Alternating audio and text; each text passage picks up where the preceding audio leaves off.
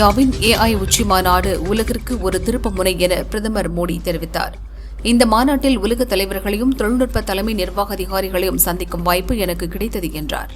உலகளாவிய AI நிகழ்வை காங்கிரஸ் தனது இழிவான அரசியலுக்கான தளமாக மாற்றியது என பிரதமர் மோடி தெரிவித்தார். ஏற்கனவே நீங்கள் நிர்வாணமாகத்தான் இருக்கிறீர்கள் என்றார். இந்தியாவின் முதல் அதிவேக நமோ பாரத் ரயில் சேவை மற்றும் மீரட் மெட்ரோ சேவையை பிரதமர் மோடி கொடியசைத்து தொடங்கி வைத்தார். மணிக்கு 180 கிலோமீட்டர் வேகத்தில் இயங்கும் இந்த ரயில் டெல்லி மீரட் வழிப்பாதையில் இயக்கப்பட உள்ளது. அமெரிக்கா முதலில் 50% என அதிக சதவீத வரி அறிவித்தாலும் பின்னர் அது 18% குறைக்கப்பட்டுள்ளது. இது இந்தியாவின் பொருளாதார வளர்ச்சிக்கு உறுதுணையாக இருக்கும் என துணை ஜனாதிபதி CP ராதாகிருஷ்ணன் தெரிவித்தார். மனதின் குரல் நிகழ்ச்சியில் பிரதமர் மோடி முன்னாள் முதல்வர் ஜெயலலிதா குறித்து புகழ்ந்து பேசினார். ஜெயலலிதா ஒரு சிறந்த தலைவர், அவருடைய பெயரை சொன்னால் மக்கள் முகத்தில் பிரகாசம் வருகிறது என்றார். ஜெயலலிதாவின் சிந்தனை மிகவும் தெளிவானது என பிரதமர் புகழாரம் சூட்டினார். உலக நாடுகள் மீதான வரியை 10% இருந்து 15% ட்ரம்ப் உயர்த்திய நிலையில் இந்தியா அமெரிக்கா இடையே நாளை நடக்கவிருந்த இடைக்கால வர்த்தக ஒப்பந்த பேச்சுவார்த்தை ஒத்திவைக்கப்பட்டுள்ளது. திருச்சியில் திமுக மாநில மாநாடு மார்ச் 9 நடக்கவுள்ள நிலையில் மார்ச் 9 திருச்சியில் மெயின் பிக்சர் என முதல்வர் ஸ்டாலின் கூறியுள்ளார். மக்களுக்காக கொடுத்தால் அது திமுக அரசு, மக்களிடமிருந்து எடுத்தால் அது மத்திய பாரதிய ஜனதா அரசு. திராவிட மாடல் அரசுக்கும் தமிழகத்தில் டப்பா இன்ஜினை ஓட்ட நினைக்கும் பாரதிய ஜனதா அரசுக்குமான வேறுபாடு இதுதான் என முதல்வர் ஸ்டாலின் கூறியுள்ளார். திருப்பூரில் பயங்கரவாத சதித்திட்டம் தீட்டிய 8 பயங்கரவாதிகளை டெல்லி போலீசார் வந்து கைது செய்யும் வரை திமுக அரசின் ஆன்டி டெரரிசம் ஸ்குவாட் என்ன செய்து கொண்டிருந்தது என எடப்பாடி பழனிசாமி கேள்வி எழுப்பியுள்ளார். சினிமா தயாரிப்பாளர் சங்க தேர்தலில் ஓட்டளிக்க வந்த தேமுதிக பொருளாளர் சுதீஷிடம் தேமுதிக கூட்டணியால் விஜயகாந்த் ஆன்மா மன்னிக்காது என்று எதிர்க்கட்சியினர் சொல்கிறார்களே என்ற கேள்விக்கு இது சினிமா நிகழ்ச்சி, அரசியல் பேச வேண்டாம் என பதிலளித்து சென்றார். கேரளாவில் மூளைச்சாவு அடைந்த 10 மாத குழந்தையின் உடல் உறுப்புகள் தானம் செய்யப்பட்டது. உறுப்பு தானம் செய்த குழந்தையின் பெற்றோரின் தியாகத்தை வணங்குகிறேன் என மனதின் குரல் நிகழ்ச்சியில் பிரதமர் மோடி பேசினார். தொகுதி பங்கீடு பேச்சுவார்த்தைக்கு பின் அண்ணா அறிவாலயத்தில் செய்தியாளர்களிடம் பேசிய இந்திய யூனியன் முஸ்லீம் லீக் தலைவர் காதர் மொய்தீன் 5 தொகுதிகள் ஒதுக்க வேண்டும் என வலியுறுத்தப்பட்டதாக கூறினார். மத்திய மாநில இரு அரசுகளும் ஒருங்கிணைந்து செயல்படுவது அப்பகுதியின் முன்னேற்றத்திற்கு உறுதுணையாக இருக்கும் என துணை ஜனாதிபதி CP ராதாகிருஷ்ணன் தெரிவித்தார். கோவையில் துணை முதல்வர் உதயநிதி தலைமையில் திமுக இளைஞரணி மேற்கு மண்டல மாநாடு நடந்தது.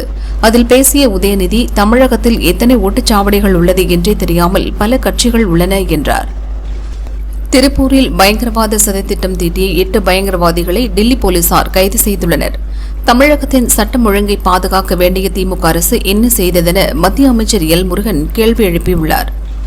திமுக கூட்டணியில் காங்கிரஸ் இருக்குமா இருக்காதா என்பதே கேள்விக்குறியாக உள்ளது. ஆனால் NDA கூட்டணி வலுவான மற்றும் வலிமையான கூட்டணியாக உள்ளது என மத்திய அமைச்சர் எல் முருகன் கூறினார். திமுகவை வலுவாக எதிர்த்தவர் ஜெயலலிதா.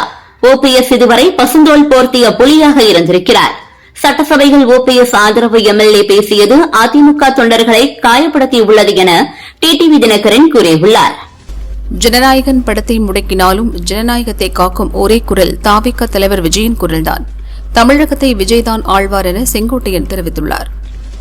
முதல்வர் ஸ்டாலின் எரிச்சலின் உச்சக்கட்டத்திற்கு போய்விட்டதாக அதிமுக முன்னாள் அமைச்சர் செல்லூர் ராஜு கூறினார். எத்தனை கூட்டணி சேர்த்தாலும் திமுக மூழ்கப் போகும் கப்பல் என்றார்.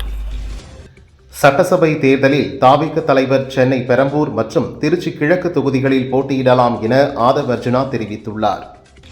தமிழகத்தில் முழுநேர டிஜிபி நியமிக்கப்படாததால் சட்டம் ஒழுங்கு மிகவும் மோசமாக உள்ளதாக அதிமுக பொதுச் செயலாளர் எடப்பாடி பழனிசாமி கூறியுள்ளார். தொகுதி பங்கீடு தொடர்பாக மக்கள் நீதி மய்யம் கட்சியுடன் திமுக நாளை பேச்சுவார்த்தை நடத்துகிறது. மதிமுக பாமகவுடனும் திமுக நாளை பேச்சுவார்த்தை நடத்துகிறது. தாவேகாவும் காங்கிரசும் கூட்டணி அமைத்தால் 234 தொகுதிகளிலும் வெற்றி பெறும். ராகுலும் விஜயும் ஒரே மேடையில் நின்றால் திமுகவினருக்கு மாரடைப்பு ஏற்படும் என தாவேகா நிர்வாகி நாஞ்சில் சம்பத் கூறினார். சட்டசபை தேர்தலில் வெற்றி பெறும் கூட்டணியில் இடம்பெறுவோம். இதுபற்றி ராமதாஸ் விரைவில் அறிவிப்பார். கண்டிப்பாக கூட்டணி அமைத்துத்தான் தேர்தலை சந்திப்போம் என்று MLA அருள் கூறினார். நேரு அடித்த கொள்ளையில் ஸ்டாலின் உதயநிதிக்கும் பங்கு உள்ளது என பாரதிய ஜனதா மாநில செயலாளர் வினோஜ் பி செல்வம் தெரிவித்தார். திமுக அமைச்சர்களுக்கு ஆபத்து என்றார். தேசியவாத காங்கிரஸ் தலைவர் சரத் பவார் நீர்ச்சத்து குறைபாடு காரணமாக புனேயில் உள்ள ஹாஸ்பிட்டலில் அட்மிட் செய்யப்பட்டார். அவரது உடல்நிலை சீராக உள்ளது. விரைவில் அவர் டிஸ்சார்ஜ் செய்யப்படுவார் என ஹாஸ்பிட்டல் நிர்வாகம் தெரிவித்துள்ளது. திமுகவினர் நடத்தும் ஹாஸ்பிட்டலுக்கு போகாதீங்க என பழனிசாமி எச்சரித்துள்ளார். ஆபத்தை விலை கொடுத்து வாங்காதீர்கள் என்றார். சட்டசபை தேர்தலில் இளைஞர்களுக்கு அதிக வாய்ப்பு தரப்படும் என உதயநிதி தெரிவித்தார். 50 நாள் உழைப்பு 5 வருஷத்தை காப்பாற்றும் என்றார். வெளிநாட்டு பிரதிநிதிகள் பங்கேற்ற ஏஐ மாநாட்டில் சட்டையை கழற்றி காங்கிரசார் நடத்திய போராட்டத்தை ஏற்றுக்கொள்ள முடியாது என அகிலேஷ் யாதவ் தெரிவித்துள்ளார். இது நாட்டுக்கே அவமானத்தை ஏற்படுத்தும். இது மாதிரியான போராட்டம் கண்டனத்துக்கு உரியது என்றார். காங்கிரஸ் பொதுச் செயலாளர் கே.சி. வேணுகோபால் இன்று முதல்வர் ஸ்டாலினை சந்தித்து பேசுகிறார். அதன் பிறகு திமுக தொகுதி பங்கீடு குழுவுடன் காங்கிரஸ் குழு பேச்சுவார்த்தை நடத்த உள்ளது. சுகாதார ஆய்வாளர்கள் கூட்டுறவு உதவியாளர் பணிக்கான போட்டித் தேர்வில் வெற்றி பெற்ற 4010 பேருக்கு பணி நியமன ஆணை வழங்க வேண்டுமென அன்புமணி வலியுறுத்தியுள்ளார். சென்னை அண்ணா அறிவாலயத்தில் திமுக உடனான தொகுதி பங்கீடு பேச்சு குறித்து பேட்டியளித்த போது இந்திய யூனியன் முஸ்லீம் லீக் கட்சித் தலைவர் காதர் மொஹிதீன் மயங்கி விழுந்தார். அவரை அக்கட்சியினர் தூக்கிச் சென்று முதலுதவி அளித்தனர். தற்போது அவர் நலமாக இருப்பதாக அக்கட்சியினர் தெரிவித்துள்ளனர். தமிழகத்தில் திமுகவுக்கு விலை போன கட்சிகளுக்கு மத்தியில் பயம் காட்டிய கட்சி தமிழக வெற்றிக் கழகம் என நாஞ்சில் சம்பத் பேசினார். கொள்கைக்காக திமுக கூட்டணி உருவாகியுள்ளது. அதனால் நிச்சயமாக எந்த பிரச்சனையும் இல்லாமல் தொகுதி பங்கீடு பேச்சுவார்த்தை நடக்கும் என்றார் கனிமொழி.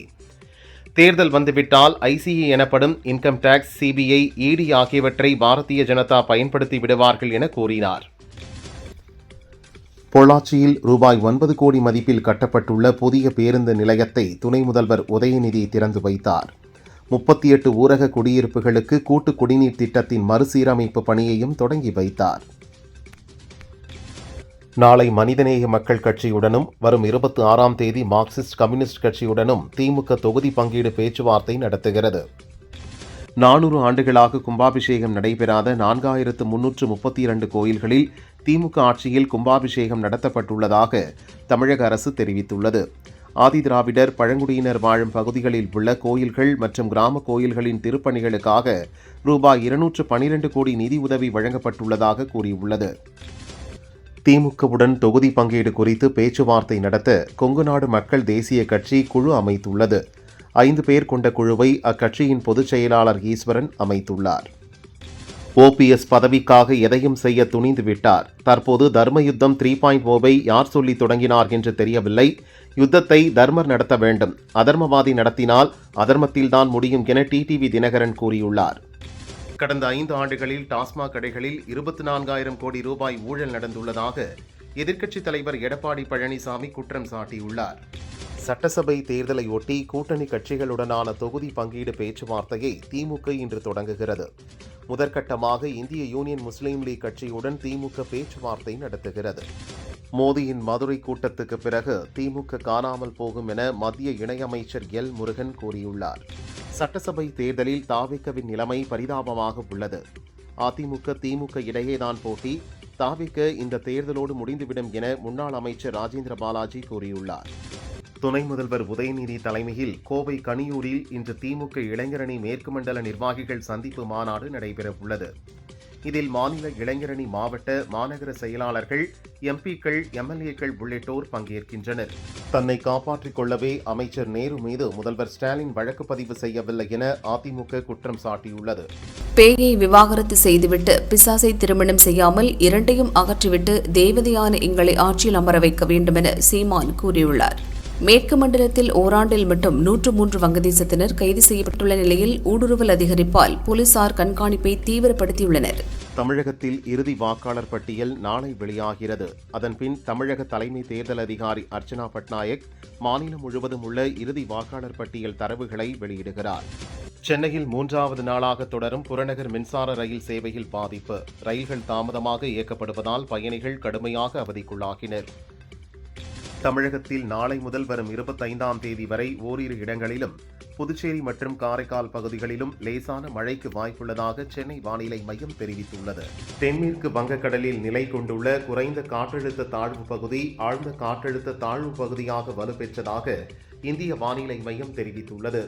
அடுத்த 48 மணி நேரத்தில் ஆழ்ந்த காற்றழுத்த தாழ்வு பகுதி மேற்கு வடமேற்கு திசையில் நகரக்கூடும். கோவை மேட்டுப்பாளையத்தில் இருந்து ஊட்டி வரை இயக்கப்படும் மலை ரயில் கட்டணம் தற்போது 5% உயர்த்தப்படுவதாக தெற்கு ரயில்வே நிர்வாகம் அறிவித்துள்ளது.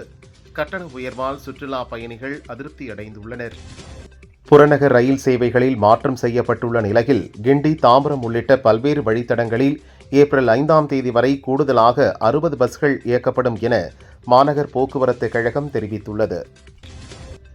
திருச்சி ஆலந்தூர் பகுதியில் நடந்த ஜல்லிக்கட்டு போட்டியில் வீரர்கள் பலர் களம் இறங்கினர். அப்போது கொம்பில் மல்லிகைப்பூ சுற்றி வந்த காளையை வீரர்கள் சுற்றி வளைத்தனர். ஆனால் காளை வீரர்களை கதிகலங்க வைத்து திணறடித்தது. விறுவிறுப்பாக நடந்த போட்டியை மக்கள் ஆர்வமுடன் கண்டு ரசித்தனர். ஆபரேஷன் திரிசூலம் கீழ் காரைக்கால் நகர் பகுதி முழுவதும் உள்ள ரவுடிகளின் வீடுகளில் இன்று அதிகாலை முதல் 50க்கும் மேற்பட்ட போலீசார் அதிரடி சோதனையில் ஈடுபட்டனர். 10க்கும் மேற்பட்டோரை கைது செய்த போலீசார் தீவிர விசாரணை நடத்தி வருகின்றனர். முடிமாற்று அறுவை சிகிச்சை வழங்கும் நிறுவனங்கள் சுகாதார சான்றிதழ், மருந்தக உரிமம், இரத்த வங்கி உரிமம், லிப்ட் உரிமம் ஆகியவற்றை பெற்றிருக்க வேண்டும் என தமிழக அரசு வலியுறுத்தியுள்ளது. தகுதி வாய்ந்த தோல் மருத்துவர், பயிற்சி பெற்ற அறுவை சிகிச்சை நிபுணர் மட்டுமே அறுவை சிகிச்சை செய்ய வேண்டும் என்றும் அறிவுறுத்தியுள்ளது. ராமேஸ்வரத்திலிருந்து இலங்கைக்கு படகு மூலம் கடத்த இருந்த 9 கோடி ரூபாய் மதிப்பிலான 4.82 லட்சம் போதை மாத்திரைகள் பறிமுதல் செய்யப்பட்டது. 4 பேர் கைதாகினர். திருப்பூரில் கைதான வங்கதேசத்தைச் சேர்ந்த 6 பேர் பயங்கரவாத சதித்திட்டம் தீட்டியவர்கள் என தகவல்கள் வெளியாகியுள்ளது. பாகிஸ்தான் உளவுத்துறை மற்றும் வங்கதேசத்தைச் சேர்ந்த பயங்கரவாத அமைப்புகளுடன் இந்த 6 பேருக்கும் தொடர்பு என டெல்லி போலீசார் தெரிவித்துள்ளனர். தேனி காவலர் குடியிருப்பு அருகில் சாலையோரங்களில் அரசின் 3 மாத காலாவதியான மாத்திரைகள் கொட்டப்பட்டிருந்தது. அது வயிற்று வலிக்கான மாத்திரை என தெரியவந்துள்ளது. திருப்பத்தூர் மாவட்டம் கம்பிக்கொள்ளை பகுதிகள் வனவிலங்குகளை வேட்டையாடுவதற்காக பதுக்கி வைக்கப்பட்டிருந்த 4 நாட்டு துப்பாக்கி மற்றும் 14 நாட்டு வெடிகுண்டுகளை போலீசார் பறிமுதல் செய்தனர். தலைமறைவாக உள்ள சத்யநாதன் என்பவரை போலீசார் தேடி வருகின்றனர். கொடைக்கானலில் துணை நடிகை விஷ்ணுபிரியாவின் தந்தை சூரியநாராயணனை மர்ம நபர்கள் கொடூரமாக கொலை செய்தனர். கொலையாளிகளை போலீசார் தேடி வருகின்றனர். ஜம்மு காஷ்மீரின் பசர்குத் பகுதியில் பதுங்கியிருந்த ஜெய்ஷ் இ முகமது பயங்கரவாத அமைப்பைச் சேர்ந்த 2 பயங்கரவாதிகளை பாதுகாப்பு படையினர் சுட்டுக் கொன்றனர். இந்தியா பிரேசில் இடையேயான உறவு பாராட்டிற்குரியது. இரு நாடுகளும் ஜனநாயக சகோதரர்கள் என பிரேசில் அதிபர் லூயிஸ் இனாசியோ லூலா கூறியுள்ளார். மணிப்பூரில் 2023 நடந்த வன்முறை சம்பவத்தில் காயமடைந்த பாரதிய ஜனதா எம்எல்ஏ உங்சாகின் வால்டே காலமானார். அவருக்கு வயது 61. காயமடைந்த வால்டே தொடர் சிகிச்சை பெற்று வந்த நிலையில் சிகிச்சை பலனின்றி மரணமடைந்தார். சைபர் குற்றங்கள் குறித்து பொதுமக்களுக்கு தீவிரமாக விழிப்புணர்வு பிரச்சாரம் மேற்கொள்ளப்பட்டதன் மூலம் 2025 சைபர் குற்ற வழக்குகள் எண்ணிக்கை 17,264ஆகவும் மக்கள் இழந்த பணம் 644 கோடியாகவும் குறைந்துள்ளதாக மத்திய அரசு தெரிவித்துள்ளது. காசி, அயோத்தி ராமர் கோயில், டெல்லி செங்கோட்டை, சாந்தினி சவுக் சுற்றுவட்டார பகுதிகளில் உள்ள பழமையான கோயில்களில் வெடிகுண்டு வைத்து தாக்குதல் நடத்த பயங்கரவாதிகள் சதித்திட்டம் தீட்டியிருப்பதாக உளவுத்துறை எச்சரித்துள்ளது. அதனால் அந்த பகுதிகளில் பாதுகாப்பு பலப்படுத்தப்பட்டுள்ளது.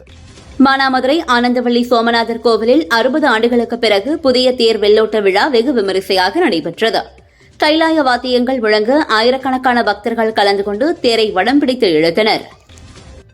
வேலூர் மாவட்டம் குடியாத்தம் அருகே காளியம்மன் பட்டியில் உள்ள காளியம்மன் கோவில் கும்பாபிஷேகம் வெகு விமரிசையாக நடைபெற்றது. திரளான பக்தர்கள் பங்கேற்று அம்மனை வழிபட்டு சென்றனர். தேனி கண்டமனூர் 7 நிலை ராஜகோபுரம் கொண்ட மகா காளியம்மன் கோவில் கும்பாபிஷேகம் வெகு விமரிசையாக நடைபெற்றது. மகா காளியம்மனுக்கு தீபாராதனை காட்டப்பட்டது. சுபமுகூர்த்த தினத்தை முன்னிட்டு திருச்செந்தூர் முருகன் கோவிலில் இன்று 25 திருமணங்கள் நடைபெற்றது. பக்தர்கள் கூட்டம் அலைமோதியது. சிவகங்கை மாவட்டம் திருக்கோஷ்டியூர் சௌமிய நாராயண பெருமாள் கோயிலில் துணை ஜனாதிபதி சிபி ராதாகிருஷ்ணன் தரிசனம் செய்தார். முன்னதாக மதுரையிலிருந்து ஹெலிகாப்டர் மூலம் திருப்பத்தூர் வருகை தந்த ராதாகிருஷ்ணனுக்கு கலெக்டர் பொற்கொடி பூங்கொத்து கொடுத்து வரவேற்றார். குமரி மாவட்டத்தில் பச்சிளம் குழந்தைகளுக்காக தூக்க நேர்ச்சை நடத்தப்படும். கொல்லங்கோடு பத்திரகாளியம்மன் கோயிலில் கும்பாபிஷேகம் வெகு விமரிசையாக நடைபெற்றது.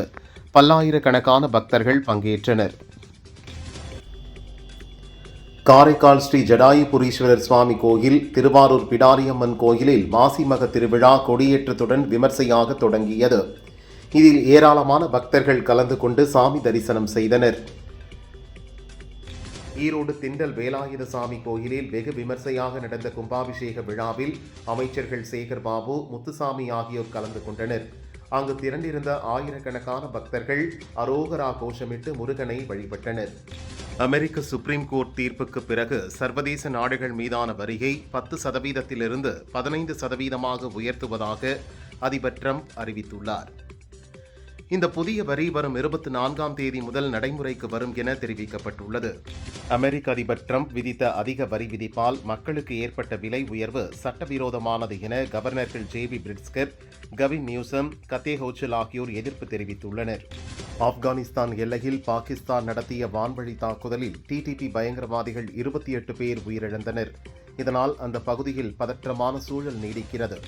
அமெரிக்க அதிபர் டிரம்ப் மார்ச் 31ஆம் தேதி சீனா செல்கிறார். 3 நாள் சுற்றுப்பயணம் மேற்கொள்ளும் அவர் சீன அதிபர் ஷி ஜின்பிங்குடன் பேச்சுவார்த்தை நடத்துகிறார். இரு தலைவர்களின் சந்திப்பு உலக நாடுகளிடையே பெரும் எதிர்பார்ப்பை ஏற்படுத்தியுள்ளது. அமெரிக்க அதிபர் டிரம்பின் புதிய வரி விதிப்பால் இதுவரை 18 லட்சம் கோடி ரூபாய் வசூலிக்கப்பட்டுள்ளது. இந்த தொகையை அமெரிக்க அரசு திருப்பி வழங்காது என டிரம்ப் திட்டவட்டமாக தெரிவித்துள்ளார். இந்திய அணி ஆல்ரவுண்டர் ஹர்திக் பாண்டியா தனது முன்னாள் மனைவி நடாஷா, அவரது மகன் அகஸ்தியாவிற்கு சுமார் 4 கோடி மதிப்பிலான லேண்டர் ரோவர் டிபெண்டன்ட் சொகுசு காரை பரிசாக வழங்கியுள்ளார். மைக்ரோசாப்ட் கேமிங் சிஇஓவாக இந்திய வம்சாவளியைச் சேர்ந்த ஆஷா சர்மா நியமிக்கப்பட்டுள்ளார். ஏஐ தொழில்நுட்பத் துறையில் அனுபவம் பெற்றுள்ள ஆஷா சர்மாவின் திறமை கேமிங் துறையில் மாற்றத்தை கொண்டுவரும் என பல்வேறு தரப்பினர் எதிர்பார்க்கின்றனர்.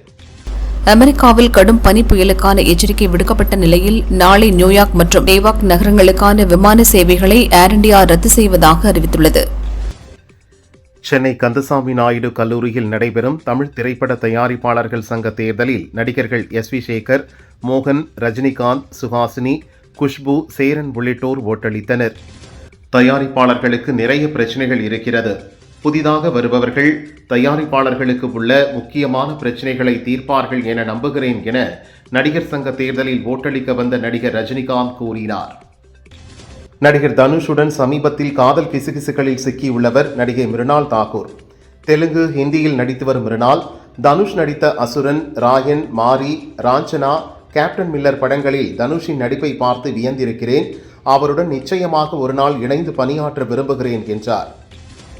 நடிகர் விஜய் எனக்கு ரொம்ப பிடிக்கும். அரசியலுக்கு யார் வேண்டுமானாலும் வரலாம், ஆனால் மக்களுக்கு நல்லது செய்வதுதான் முக்கியம் என விஜயின் அரசியல் வருகை குறித்த கேள்விக்கு நடிகை ஐஸ்வர்யா ராஜேஷ் பதில் அளித்தார்.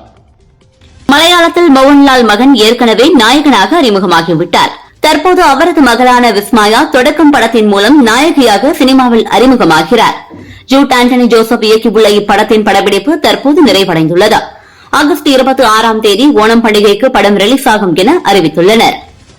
2024 நாகஸ்வின் இயக்கத்தில் பிரபாஸ், தீபிகா படுகோனே, கமல், அமிதாப் பச்சன், திஷா பதானி என பலர் நடித்து வெளியான படம் கல்கி 2898 AD இந்திய அளவில் 1000 கோடிக்கு மேல் வசூலித்தது. இதன் 2ஆம் பாகத்தில் தீபிகா படுகோனே விலகினார். அதற்கு பதிலாக சாய் பல்லவி இணைந்ததாக சொல்கின்றனர். தற்போது 2ஆம் பாகத்தின் படப்பிடிப்பு துவங்கியுள்ளது. இதில் அமிதாப் பச்சன், கமல் நடிக்கும் காட்சிகளை படமாக்கி வருகின்றனர். இந்திய திரையுலகில் வழங்கப்படும் தனியார் விருதுகளில் முக்கியமாக பார்க்கப்படுவது பிலிம்பேர் விருதுகள். இதன் 70வது விருதுகள் வழங்கும் விழாவில் தமிழ் மொழி படங்களில் ராஜ்குமார் பெரியசாமி இயக்கத்தில் சிவகார்த்திகேயன், சாய் பல்லவி நடித்த அமரன் படம் சிறந்த திரைப்படம், சிறந்த நடிகர், சிறந்த நடிகை, சிறந்த இயக்குநர், சிறந்த இசையமைப்பாளர், சிறந்த பாடகர், பாடகி, ஒளிப்பதிவாளர் என 7 விருதுகளை வென்றுள்ளது. அஸ்வின் சந்திரசேகர் இயக்கத்தில் தெலுங்கில் உருவான கப்புள் ஃப்ரெண்ட்லி படம் தமிழிலும் டப் ஆகியுள்ளது. இதில் நாயகியாக நடித்த மானசா வாரணாசியின் நடிப்பை பலரும் பாராட்டியுள்ளனர். மானசா கூறுகையில், இயக்குநர் அஸ்வின் சாய் பல்லவியின் தீவிரமான ரசிகர். அதனால் இந்த கதாபாத்திரம் பற்றி அவர் என்னிடம் கூறும்போது சாய் பல்லவி படங்களில் அவரது நடிப்பை பாருங்கள் என்றார். நானும் சாய் பல்லவி நடித்த படங்களை விடாமல் பார்த்து அவரது நடிப்பை முன்மாதிரியாக எடுத்துக்கொண்டுதான் இந்த படத்தில் நடித்துள்ளேன் என்றார். நடிகர் கவின் தற்போது நயன்தாராவுடன் ஹாய் மற்றும் பிரியங்கா மோகனுடன் ஒரு படத்தில் நடித்து வருகிறார். அடுத்து தண்டட்டி இயக்குநர் ராம் சங்கையா இயக்கவுள்ள படத்தில் நாயகியாக நடிக்கிறார். நாயகி தேர்வு தாமதமானதால் படப்பிடிப்பு துவங்கப்படாமல் இருந்தது. தற்போது லப்பர் பந்தில் நடித்த சஞ்சனா கிருஷ்ணமூர்த்தி நாயகியாக தேர்வாகியுள்ளாராம். விரைவில் படப்பிடிப்பு துவங்குகிறது. நடிகர் விக்ரம் தனது 63வது படமாக போடி கே ராஜ்குமார் இயக்கத்தில் நடிக்கவுள்ளார். விரைவில் படப்பிடிப்பு துவங்குகிறது. இந்த நிலையில் சமூக வலைதளங்களில் 4 படங்களில் ஒப்பந்தமாகியுள்ளதாக தெரிவித்துள்ளார். நடிகர் விக்ரம் அதன்படி 64வது படத்தை விஷ்ணு எலவன், 65வது படத்தை ஆனந்த் சங்கர் இயக்க உள்ளார்களாம். இதில் ஆனந்த் சங்கர் ஏற்கனவே விக்ரமை வைத்து இருமுகன் படத்தை இயக்கியவர். 66வது படம் கார்த்திக் சுப்ராஜின் மகான் 2 ஆக இருக்கும் என்கின்றனர். நடிகை மஞ்சு வாரியர் ரேசர் அஜித் குமாரை துபாயில் சந்தித்துள்ளார். கார் பந்தய களத்தில் அஜித் குமாரை சந்தித்தது குறித்து அவர் இன்ஸ்டாகிராம் தளத்தில் பதிவிட்டுள்ளார்.